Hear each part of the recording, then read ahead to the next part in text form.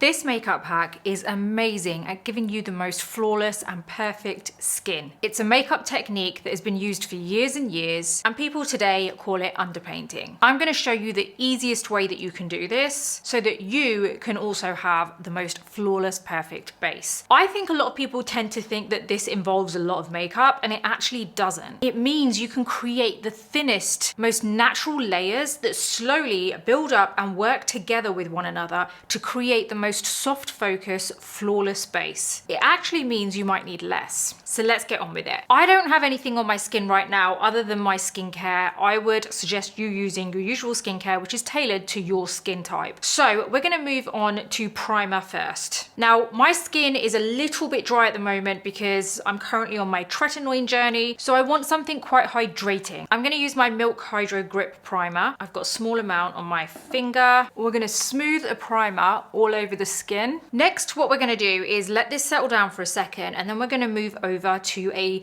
kind of all over base veil, which is gonna give me a bit more of a golden feel to my skin because I feel like my face is a lot paler than the rest of my body. My tan always tends to leave my face before it leaves my body. So I've actually got some new tanning products, which I'm gonna show you soon because I am loving the fact that I can use those to keep my tan everywhere. And then on my, well, you could use them on your face as well. There's a face one that I'm gonna show you soon. I could just continue with the darker foundation that I usually use when I'm tanned, but then everything matches. So what I'm gonna use next is something that I'm gonna put all over that's gonna give me that kind of nice skin tone. So it's not so much coverage, but it does give me that really nice kind of warm skin tone. And this is my Milk Makeup Bionic Glow in Reality. I've got this bronzing skin glow all over my fingers, and you're gonna see how this is just gonna warm up my face and just kind of give me a tan, really. Look how warm my face is all of a sudden. Now, obviously we're not going to leave it like this, so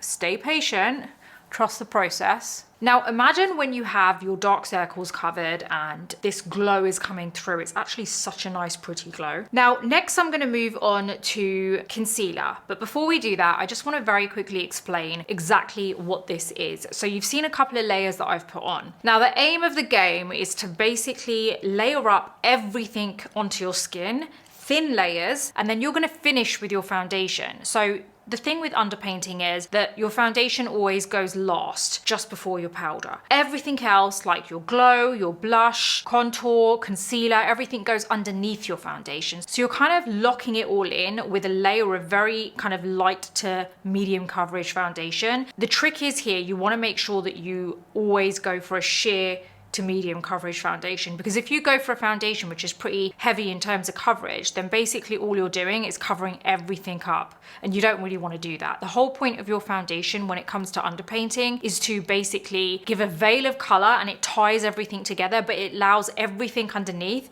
to kind of like shine through. So all these really thin layers that you're applying of makeup, some of them actually giving you the coverage as well that you need, so that you don't have to so heavily rely on your foundation for coverage. I also do talk about this a lot on my newsletter, so you might want to head on over there because it's free to subscribe to that. There's a new article every couple of days. It's all about beauty, wellness, health, mindset, everything that I know you're gonna love. Really interesting topics on there, very educational as well. And it's a community that we're growing called the Beauty Breakfast Club. There's also a paid version which literally just costs you, it's like getting yourself one latte a month, that's it. And that gives you access to the entire site. So you get full access, including the fact that you can join our chat group on there. And it's a really nice community, and I'd love to see you there because I'm getting to know so many of you over there through our chat. Head on over and join. Now I'm gonna take my concealer. I've got my Tarte Shape Tape concealer, and this is actually a little bit lighter than my skin tone. It's gonna look quite a lot lighter than my skin tone because of the fact that I've actually warmed it up right now. But I'm putting this on the back of my hand, and I'm gonna apply this to my under eye area here, and that's mainly to cover my dark circles, but also to lift just certain areas. And I like to usually do this, like I call it like the V shape here for myself. So I'm doing like a little V shape here. I also do like a, in the same direction, I go there, and then I cover my dark circles, and then I put some on my eyelids after. So I've got it on the back of my hand. I've got my concealer on the back of my hand. I'm gonna really buff it into my sponge, and I'm just gonna go on my under eye area. And all I'm doing is taking it from there all the way up.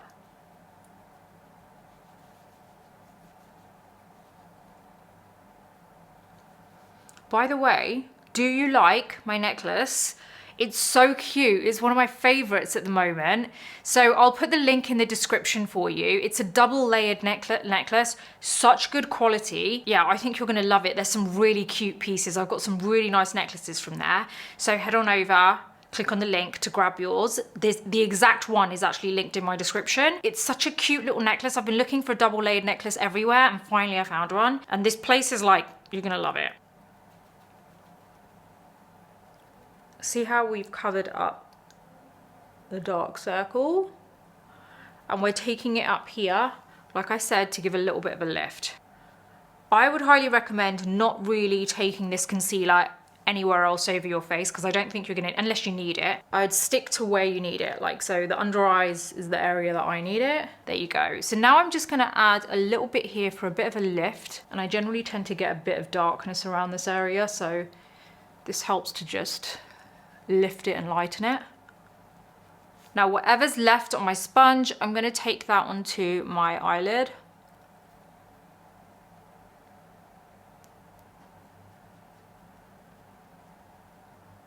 Before I do anything else, I'm just going to set these lids because I just want to get that out of the way. So I've got my Makeup by Mario Master Puff Pro, my Huda Beauty Easy Baking Banana Bread, and I'm just going to press this over my lids. Don't worry about anywhere else. Just get these lids out of the way so that they don't crease. Ooh, just nearly poked myself in the eye. This is my Real Techniques brush. You are just gonna literally dust off this powder. And it's honestly that easy. Your eyelids are done. You don't even need to touch them again with any concealer or powder. So you can see that we've already actually got a bit of coverage where we need it. So my face doesn't look so bad anymore. Like my dark circles are gone. There's a little bit of brightness around the dark area around my mouth. It's a bit more lifted along with these areas here. So this should give you an indication as to why you won't need as much concealer later. Foundation later. Hopefully that kind of clears it up for you. So this is what I mean by trust the process. I don't know if I've actually already mentioned that, but let me just say it again. With this whole technique, trust the process is really the name of the game here. You've got to keep that in mind because as you go along, you're probably going to look at yourself. Like for example, when I applied that Milk Makeup Bronzed Glow, it's kind of like a bit muddy and horrendous because you can see my dark circles and it's just like, what is going on here? But you trust the process and see how now we've applied a bit of concealer only where we need it. Like, don't worry about all these other little bits that you can see, like a bit of pigmentation or darkness, because they will get covered, like I promise you. The major areas like the dark circles and a little bit around the mouth for me, it's like already kind of like dealt with that issue, right? So as you go along, you'll see more and more. It may go up and down in terms of like, okay, it's not looking so great. And now it looks great. Now it doesn't look so great. But once you get to the end, it's gonna be amazing, trust me. Now that we've done this, we wanna move on to color. And this is where we're gonna add some blush. Now I'm gonna be using my Rare Beauty liquid blush in Joy. This is like a pinky peachy color. Now I don't wanna apply directly because it is a very heavily pigmented liquid blush. So I'm gonna apply this to the back of my hand here. I've got my liquid blush on the back of my hand, my Hourglass 15 brush. You're gonna grab a little bit, buff it on the back of your hand into the brush. We're gonna go along this area here. And it actually doesn't matter if you apply a bit too much because we are underpainting. I mean, that's a lot more than I would usually wear, but you're gonna see how this looks shortly. Now, I've got my Rare Beauty liquid contour in Serene. We're gonna contour the face now. This is where you can paint on your contour. I'm gonna add a little line here, little line there, and then beneath the jawline. So I've got a 3-point contour here. One is along the eye area here on the side going into the hairline. That's gonna lift that area. Then we've got one here which is helping to lift the cheekbone area.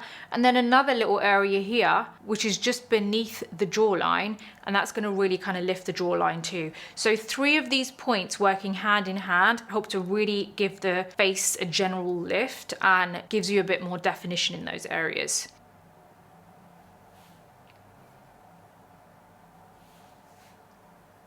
Okay, so we've got our Charlotte Tilbury Hollywood complexion brush.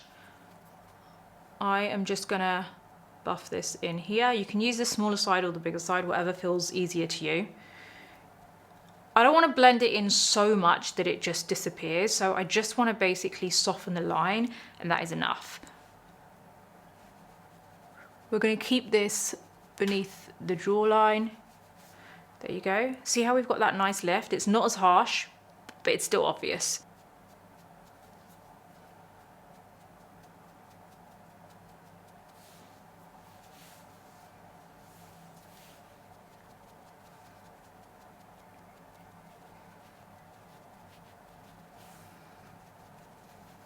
Okay, contour is done. You can add a bit to the nose as well if you want. I think I'm gonna do that. I'm gonna do a little V.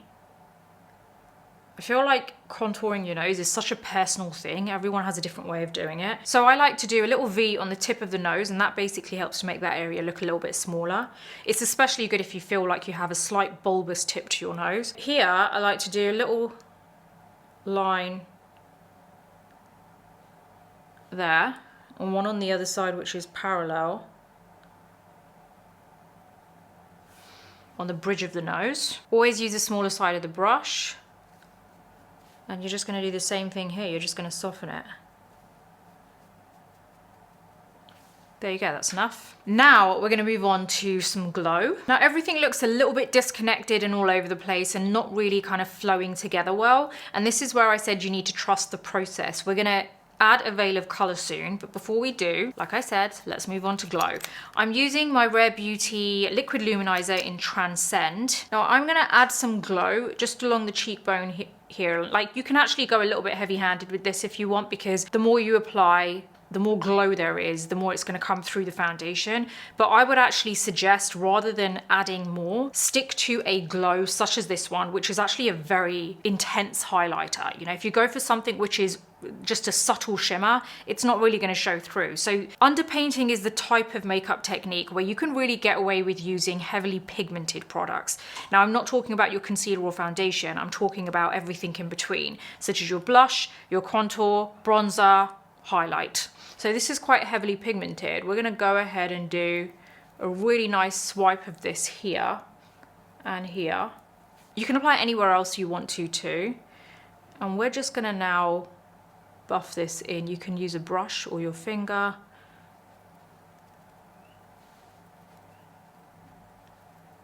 There you go. It's pretty intense, right?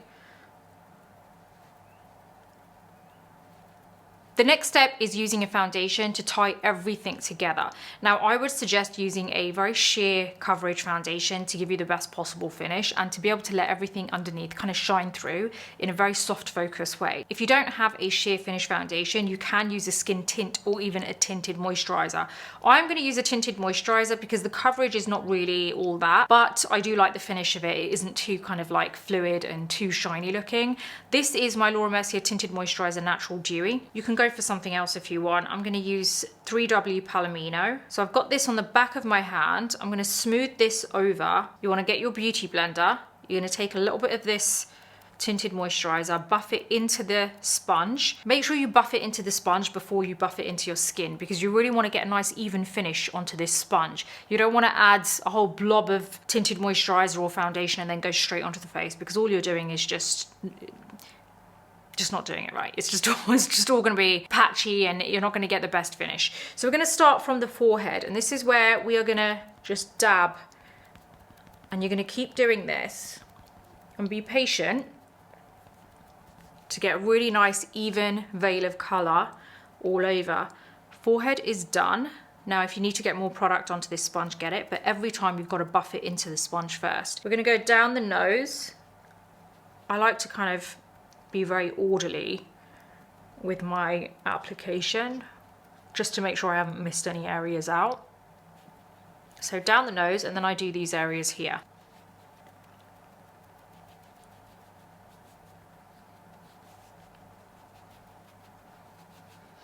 Now, you don't have to apply an even amount everywhere all over your face. If you feel like you want to apply less along the contour area or over the blush area, you can. I would still suggest applying it everywhere, but just, you know, you can be a bit lighter handed with certain areas if you want certain parts of the look underneath to shine through more. Let's just take a moment to have a look at this. This side has the full underpainting with the tinted moisturizer. This side has everything underneath without the tinted moisturizer. So you can see how you can see my texture, because obviously all the highlighter and all these different products aren't necessarily forgiving when it comes to open pores and texture. So you can see that it looks a little bit disconnected and muddy here too. But here, this tinted moisturizer, a very thin veil of it, has actually tied everything together and given it a soft focus finish, and it's pretty insane, the difference. So let's go ahead and do the same on this side.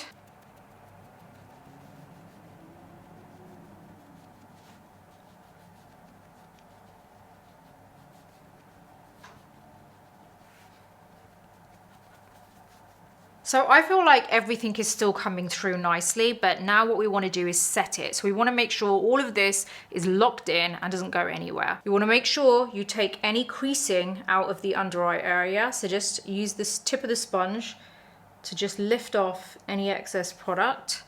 You're then going to get your powder puff, dip it into your powder and then into the palm of your hand so that you don't have a whole load of product that goes onto your skin. Just press on the under eye area. Let's just do the under eyes first because I want you to see how this actually helps you going forward.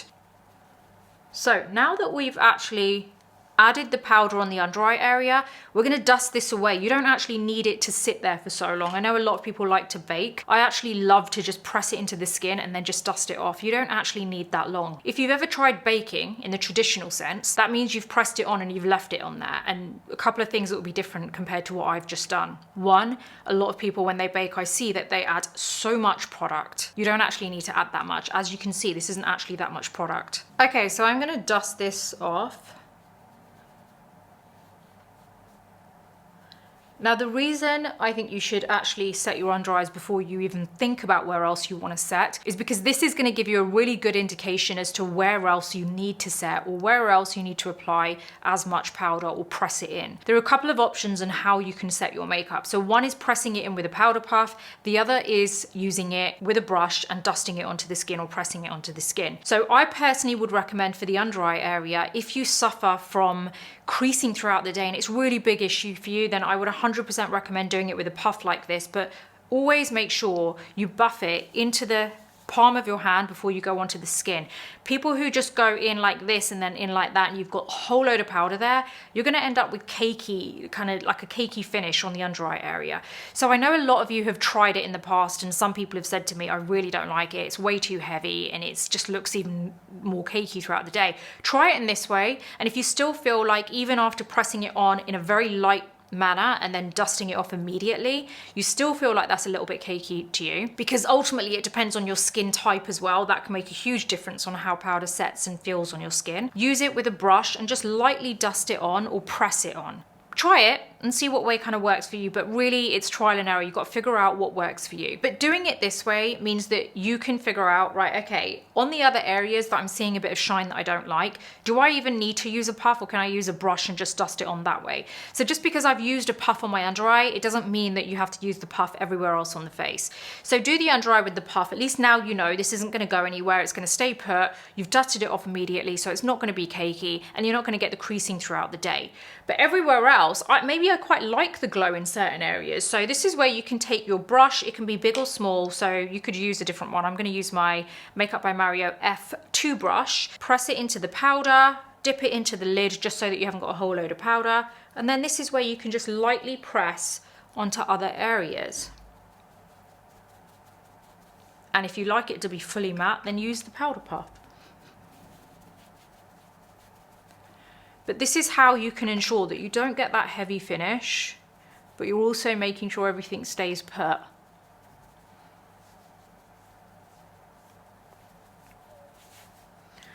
I mean, the base that you get, like if you compare how this looked right at the beginning, when I put all of, you know, the bronzer, the blush, the highlight, it's all a bit, it looks a bit much because they're highly pigmented products. But as soon as you tone it down with some of your tinted moisturizer or a very sheer foundation, this is what you're going to get. So always trust the process. Got my Kosas Brow Pop Nano. I am just going to do my brows. So I'm just going to draw in some feather strokes.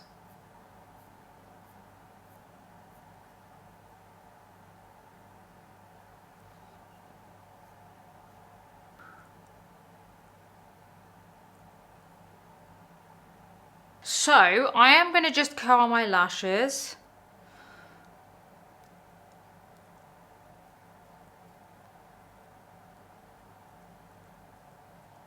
I have a new mascara to try. This is the new Makeup by Mario Master Mascara. So let's see what this is like. This is my first time using this. It's supposed to give you everything, a bit of everything, a bit of length, a bit of volume. I don't know what else it could give you, but let's go. So I'm really hoping it gives the length, because I don't know about you, sometimes when I use certain mascaras, they kind of make my lashes look short. Well, obviously just its natural length, which is clearly short, but you know, I don't like that look. I do like them to be at least a little longer. This is really good. It's a pretty quick mascara.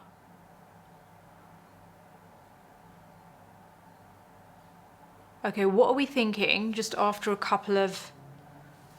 Oh, that's pretty good. Before, after. What are we thinking about this, guys? I like it. It's quick, it's easy. It does actually just tick every box, to be honest. Also, the brush is not too big, so I don't feel like it's easy to knock your eyelid or just kind of like get it everywhere. When I'm using a bigger brush, I always have to really be careful and slow it down. With this, I feel like I'm just kind of going pretty fast. Nice, I like this. Okay, let's try the lower lashes and see how that works, because I'm a bit funny about lower lashes. Like, I want some mascara there, but I equally don't want it to look like spidery and heavy. Also, a little trick, guys, for your lower lashes, don't put it right into the root, because it just gives you that horrible kind of clumpy look. Just kind of go through the mid lower lash and take it out to the tips, and that will be enough. So this is the mascara. What are we thinking? I actually really like it. It's a really easy, quick mascara. I want to know what you guys think. Let me know what your current favorite mascara is in the comments below. That is staying in my private little stash here, where I keep all the mascaras that I actually like. That's going there. Love that. I just love that I'm liking more and more mascaras lately, like new ones. Okay, let's add a bit of lip liner. So this is my Charlotte Tilbury Iconic Nude.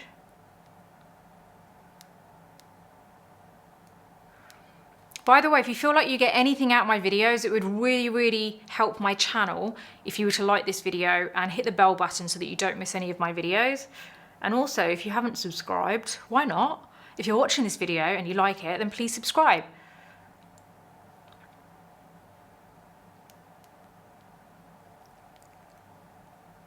What lipstick should we put on? Oh, I've been wanting to show you this. It's actually so nice. This is the new MAC lip gloss. This is the shade Snobbish. It's this like pink color and I really like it.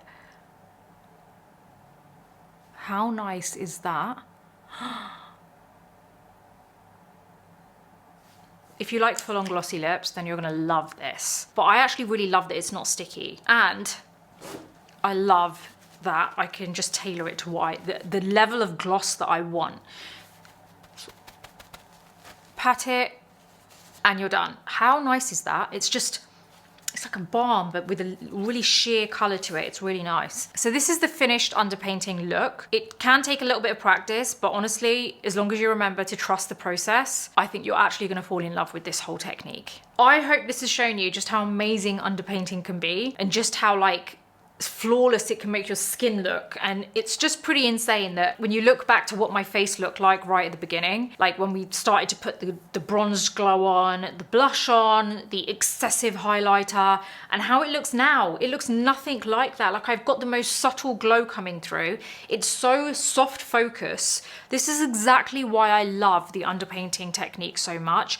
Like, I don't always stick to one routine, like one technique all the time. It really depends on how much time I have. If I have a bit of extra time, then I tend to do underpainting, and it's not so much because it takes longer, but it's more so because I like to spend that little bit of extra time to just really kind of focus on what I'm putting on underneath. It does take a little bit more kind of attention, I would say. You know, I feel like it's the one technique that if you just try and cut corners, it can not really do the whole look justice. It really is a technique that I think is important to know, because if you ever want that type of look and you've got the time and you want to do something special, then this is the perfect type of technique to use to give you that really kind of lit from within, soft focus finish to your skin that I don't believe you're really gonna ever get with a traditional kind of order of makeup routine. I feel like it does give you a pretty magical finish that lasts all day. So if you do have any questions, let me know in the comments. Don't forget, I read all of them. I don't get a chance to actually answer them all because sometimes the answers can be so complex,